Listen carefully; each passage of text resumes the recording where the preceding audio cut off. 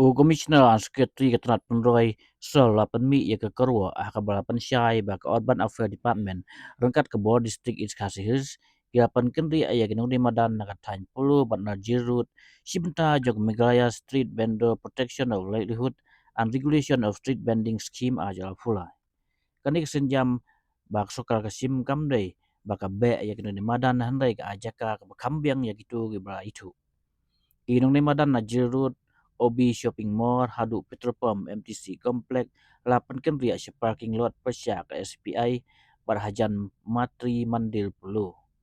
Kajaka hajan matri mandil pulu kang yam sispa live atli gidukan hakbahnya putli lasyong. Katba kajaka ha parking lot Persya ke SPI kang yam nyop kendai teli gidukan hakbah kendai teli ada bansyong brew. Nangta apu arngut kinong de Madan na Secretariat Hills bat IGP Junction rapan kendria sia parking lot Persya ke SPI. Ya kini kesenja malek katkum ke an klem tombol na nyoba nya ke hok jong kinong de Madan bat haden belaya slok bat tir bunsin bat kinong de Madan rengkat ki bos soka laong ke kerwa. Hapo ke Minister of One Livelihood Grant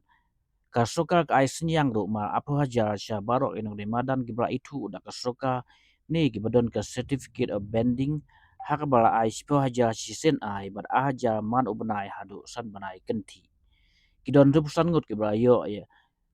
ya ka COV ha parking lot Persya ke SPI bat sis pa anrungut gibasyong hajan matri mandil pelu Kajing penkeri ay ginong ni Madan nakatany lai kra kan sedang nado ka kanyo tarik benai banwan bat on pendap ikan kam ha unail aja apun real